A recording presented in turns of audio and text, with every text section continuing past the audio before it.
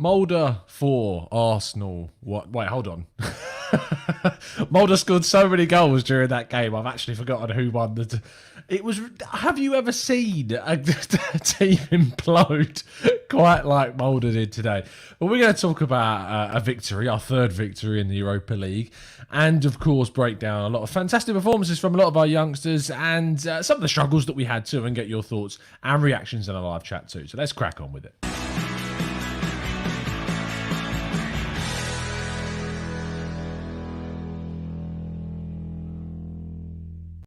Hello and welcome to the Raw Reaction Show straight after Arsenal's 4-1 victory against Molde. Although, as I say, we were giving a little bit of a helping hand. It's probably fair to say in today's game. We're going to break down a lot of the stuff that we saw today. It's a weird one. I have to start off the show by saying, and I don't know if you guys agree with me, but I'm going to take you back in time about, I don't know now, about 6 years, 7 years maybe. Probably about, not even that, probably about 5-6 years. Been on Twitter a fair amount of time now, doing these pods for quite a while. And I remember a time in which we would debate on these podcasts and these shows and talk about kind of, should Arsenal drop into the Europa League because we can't win the Champions League? We get knocked out in the round of 16 all the time, lose against Bayern Munich, lose against Barcelona, lose against whoever else, lose against Monaco. And now we're losing against Olympiacos, but that's not the point. The point being that Arsenal don't have a hope in hell of winning the Champions League. And I just have to say, I'm so done with the Europa League. I'm so done with it. I really am. It's so boring. I'm sorry. I really shouldn't talk so negatively about a competition that we desperately need to win. But the group stages are a bit dull, aren't they? They're a bit dull. Now, don't get me wrong. I love watching the youngsters play. If anyone that knows me loves knowing I love watching the youngsters play, and I love watching youth football and seeing like new stars rise and get the opportunities and stuff. But yeah, the group stages are they're just a bit, you know, they're just a bit. Anyway, Arsenal beat Molde, the Norwegian side, 4-1. After what is an interesting start, the first half specifically. Let's break down the goal. Leno kicks the ball long. It goes to Nketiah, or rather it doesn't reach Nketiah because they had two of the fat-off centre-backs that you'll ever see playing in defence. And it arrives in the middle of the field, and there is no one. There is no one around the Molde forwards. There's no one around him. Kolasinac has gone wandering. The centre-backs aren't up with him. And he manages to curl the most accurate and fantastic effort into the bottom corner past Leno. Now, there's a debate as to whether it was Leno's fault, as to whether this goal should have been saved. Now, if you are a goalkeeper, of which I am not, but I know a couple, and every time I've spoken to a goalkeeper about shots that should or should not have been saved, something that comes up a lot is when the ball bounces like directly in front or right at the point where it's going into the goal. And they tell me that is one of the hardest things to try and anticipate and deal with. And that's what happened. So was it Leno's fault? Or is he unlucky? Or should we have kept Martinez? Which is what we always come back to, of course, is talking about Emi Martinez, which is ridiculous. We're going to face him on Sunday. He's going to have a blinder. Let's get out of the way now. Emi Martinez is going to have an absolute blinder on Sunday. But I just, you know. Suraj Sai says in the chat, it was very difficult for Leno. Javier says, Leno didn't really kick the ball very good, did he? Russ Morgan says, Leno at fault again. Because he's made so many mistakes this season. So many. I've lost count. I can only count them on not 3 fingers, actually. But we'll move awkwardly past that. John G says, Jesus, we criticise him for not kicking long. The guy can't win. He kicks too short. He's now kicking too long. He can't win, can he? I don't know what he has to do. What does he have to do to impress you guys? What does he need to do? Gunasev says, Martinez is so good, we wouldn't have conceded any goals this season, apparently. Joseph says, could he have done better in parts of the game? Yes, but he wasn't the pawn. Problem, I think you mean. That guy D says his positioning is shocking. It's absolutely horrific, according to that guy D. Ed says he's got to kick it medium. It's so obvious. Yeah, I know. That's the only place left, Ed. That's the only place left that he can kick the ball is medium. Like, he can't kick it long anymore. He can't kick it short because he's terrible, apparently, at both. So he's going to have to work on his... Or maybe he could kick it backwards. Maybe he'll be all right at kicking backwards. That might be an option that we could go. Or he can try and score. He could go really long. There's an option that he could do. But speaking on a serious level, Leno is a very good goalkeeper. I hate to burst a lot of people's negative bubbles, but he is still a very good goalkeeper. He cost us a lot of money, 25 million quid, and in my opinion, he had one of his best seasons last season before he got injured. Of course, under Unai Emery, it was a bit... I still thought he was one of our better players under Unai Emery for sure. In fact, he was one of the best goalkeepers in the league because he had to face so many shots playing in that horrific, turgid style that we had under Unai Emery.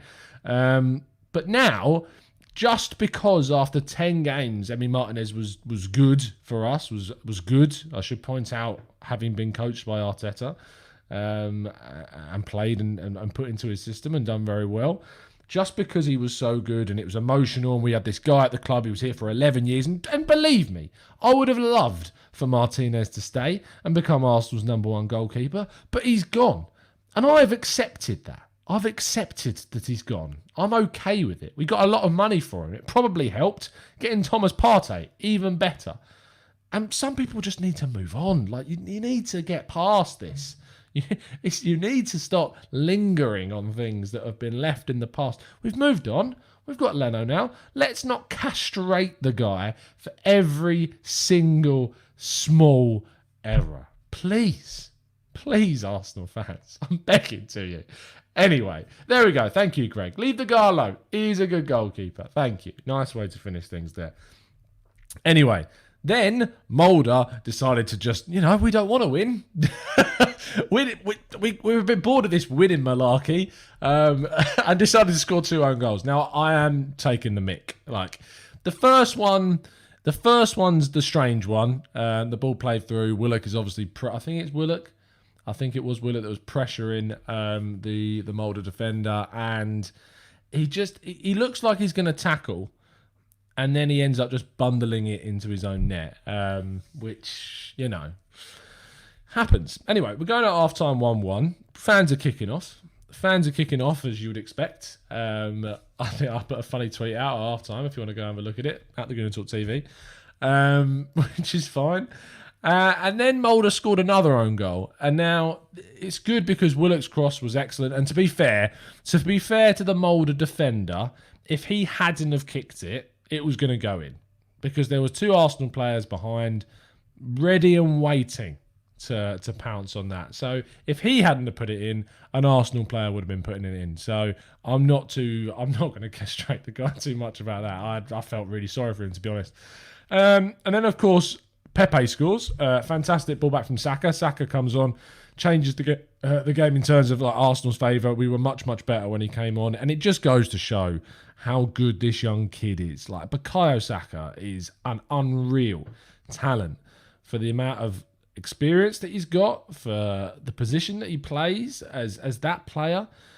He is technically so good and mature, and his decision-making is really good as well. And the cutback... It's intentional. He wants that to go back to Pepe. He wants it to that place just around the penalty spot. And Pepe finishes really well. And the thing about Pepe is that he's a really tricky player to analyse. And you can't really not analyse Pepe without bringing up the amount of money that he costs to bring in, which you shouldn't do, because you should look at players based on just the player and the quality alone. But in a world of football where players are going for the millions that they are, unfortunately, you can't really get past that £72 million price tag. And I've tried really hard to get past that price tag, but it's a struggle. It's a real big struggle to try and get that past that price tag. And the thing is, he has done quite well in today's game. His finishing is good, but there are times in which you look at him on that right wing and you're thinking, he just hasn't got the ability to beat the player. And especially going down kind of the right-hand side, and when he gets on his right foot, the cross that he had in the first half that just went straight off the pitch, like, he just needs to find some way of getting into positions that are going to suit his style better. And for me, I look at a central position for Pepe and think, is that where he can flourish? Is a central position where the ball is played through to him for opportunities? Because the boy can finish. When he actually gets into goal-scoring opportunity, he doesn't miss too many shots. He just doesn't get the opportunity to take them from really close range. And you've seen like the goals against Manchester United at home last season. You saw from the goal that he scored today. When he's in the box, he's lethal. He's got a really consistent finishing arc. And it's just, he doesn't create too many clear-cut chances for himself with his dribbling ability. And I think that the goal against Sheffield United, another example, he runs into the box, fantastic finish. And you got to think, can we play him centrally? Can we try and get him into a position that is going to give him more chances? A lot of people have said that we can't really drop. You can't put up, some people would, I get really kind of conflicted about Aubameyang through the middle on the left because his XG is so good when he plays left. And that's really hard to kind of get over because no matter what you think about XG as a stat, it is a very useful statistic. And if Aubameyang is playing well on the left, like he did many, many times for us last season and sometimes this season and the season before, is it worth trying Pepe in the middle? Is it worth? I mean, it's very unlikely I think we'll see it, especially in a front three. Is it worth it? Because I just think that we need to be giving him positions where he can be that deadly finisher in the box. And arguably, do we create enough chances for that type of player? I mean, arguably, but Aubameyang's great at that as well. But it's just something about putting him in the middle. Let's see what you guys think in the chat. Joe says, Pepe plays too wide. He needs permission to come in earlier by Arteta. Look at his goals and assists. They all come from central areas. Matthew Hudson says, Pepe wouldn't go past the defence. Willian came over and passed the defence first time. And I think that Willian is more suited to that right-hand side. He had a really, really horrible time, I thought, on the left. I thought Willian was very, very poor on the left. But as soon as he moved to the right-hand side, he looked a lot better. I'm not a big fan of Willian on the left at all. That guy D says, Pepe can't play with Bellerin behind. When Ainsley Maitland-Niles played behind, Pepe was wicked. I don't think he was amazing with Maitland-Niles in behind. I thought that when Ainsley was behind him, he was better. But I actually think that Bellerin's improving a lot. And I think actually that his link-up play with Willian's been very good. So maybe now that Bellerin's kind of improving and getting better, and he's getting back to that kind of form that he had before his injury, maybe those two could combine. We'll have to wait and see. Trust the process. Fantastic name. Says, Pepe does not suit our style of play. We just have to hold our hands up and say it. It hasn't worked out. Now, I don't know if we can say that just yet. I'm getting closer day by day. Don't get me wrong. I really am. And I think that a lot of that comes down to him not getting the opportunities to play in the Premier League as much as maybe he needs to. And is he playing in the right positions as well? You have to think about that. So, Karthik Joshi says Pepe should be a centre forward for us. Willian on the right, Aubameyang on the left is what I would say we could try. Lewis White says Pepe needs to sort out his decision making. Kamal says Pepe is going to always have a goal threat. That's why I think we should risk him playing over Willian. And it's a fair point. Final goal, fourth goal. Willock. Willock is someone that on the channel I have been guilty of criticising, maybe too heavily. Maybe I'm a little bit too critical of Willock at times. And I think that comes down to a few reasons of seeing how good, say, Bukayo Saka has been, how good Gabriel Martinelli has been. And then when it comes down to players like Nketiah and Willock, like the drop-off between how consistent, how good they've been on a first-team basis is very, very different. And so I have to hold my hands up for today and say that Willock was amazing. Willock was unbelievably good. Like, there were questions being asked of Karen Carney on co-coms about whether or not Willock could get into the starting lineup. And when you think about how Arsenal are trying to transition to playing with three in midfield, And you have to think, and he's a workhorse, you have to say that. He runs all day long. And the thing about Partey and the thing about El Neni is that they're also workhorses that play in deeper positions. And a midfield three, if Willock plays to the level that he played at today, with the finishing ability and some of the passing and the work ethic, that a Willock with Partey and with El Neni is something that maybe we could have a look at. Because energy in the midfield centrally is key for Arsenal to really run oppositions ragged and keep moving and get the passing. His final ball needs to be better in terms of creation, but you can't doubt the kid's finishing. Like his finishing is top class. When he gets into those positions, which annoyingly isn't very often, but when he does, he's lethal. And I think that's also really important. Ecal Sticker says, Willock reminds me of Ramsey at times. Martinique Hostel says Willock has to improve his finishing. I don't agree with you at all there. I think Willock's finishing is very good. First Nketiah goal, he wasted it.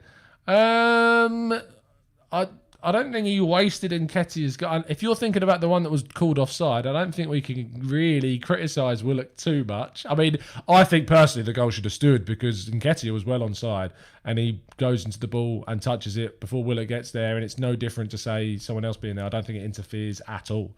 So that's just my view. Cecilia Seng Hole is joined us as a member. Thank you, Cecilia, for joining up as a member. In fact, I haven't actually checked today if we've had anyone else sign up on the membership side of things when we're off air. Of course, it comes up and it tells me all the times.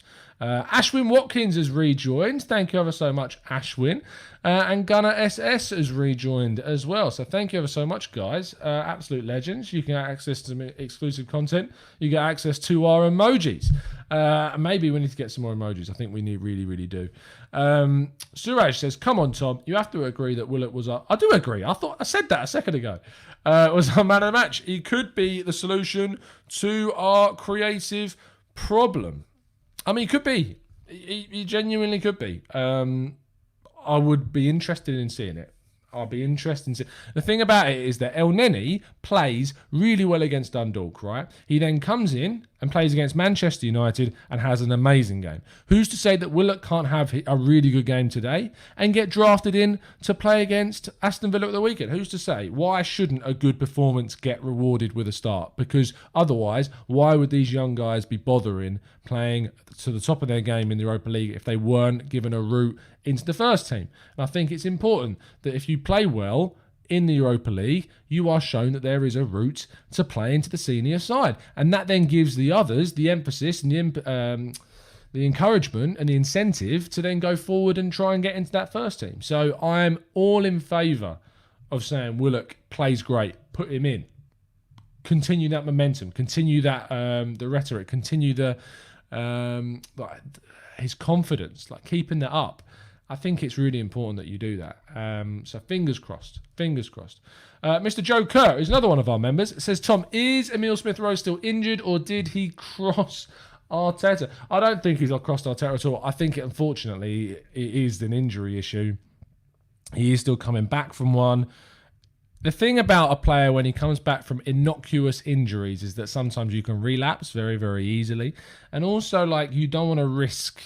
If you're not 100% and you've got this kind of innocuous injury that could plague you here and there, the issue with that is that ultimately they can come back, they can be long term, they can create real big problems for you. And I just think that you need to be careful with those types of injuries. So I wouldn't panic. It's a big shame. And what's good is that we've got this international break coming up. So the fact that we've got this international break coming up will allow Emile Smith-Rowe to hopefully get fit and hopefully come back and be fit again for the next games.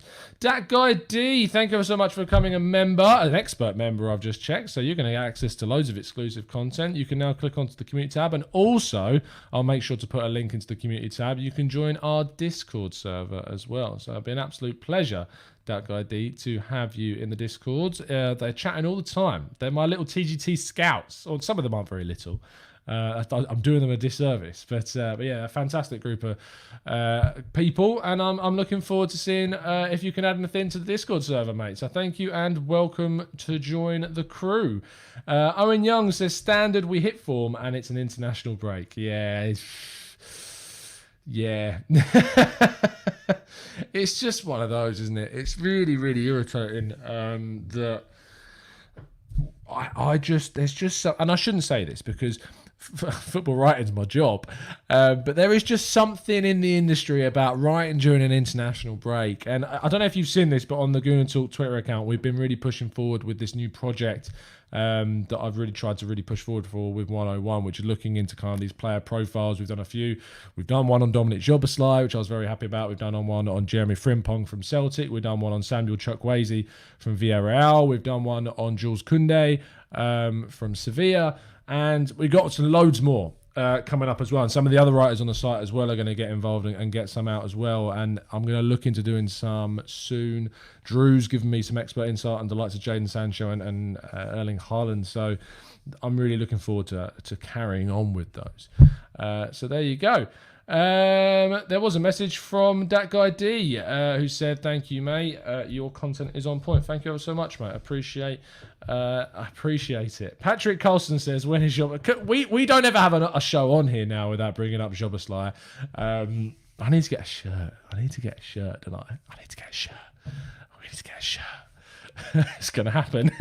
Pam Rasta says, now is not the time to try them in the Prem. Let's just play the same team that we did against United, against Aston Villa.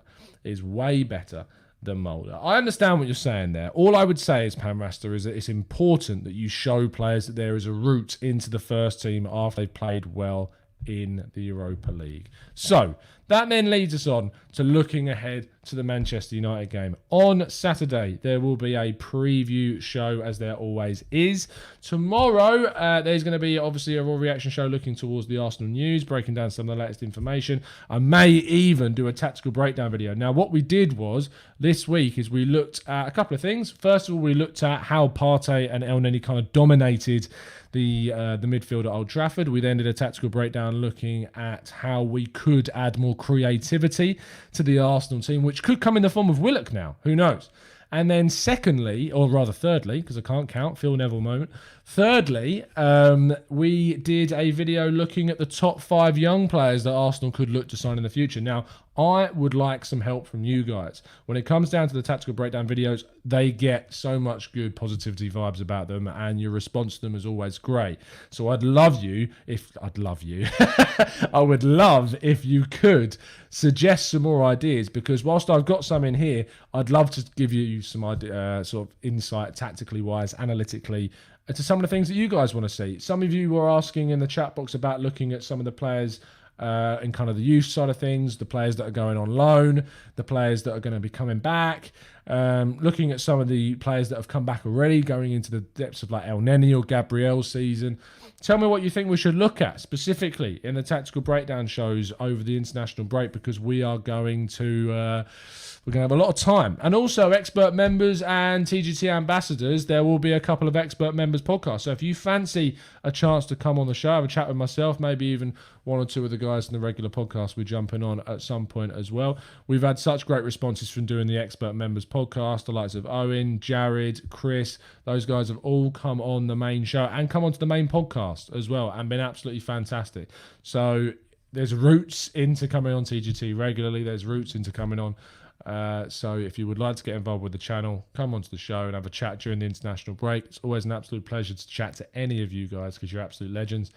And that guy D, that's just signed up, you could be there. So I'll be sending a link to the Discord server on the community side on the community tab. So if you'd like to join up, and that, it'd be an absolute pleasure. Suraj says he loves us guys. Of course I do. You're my absolute TGT gang, and I would not be doing the job that I do now without you. That is for damn sure. So thank you ever so much for the continued support.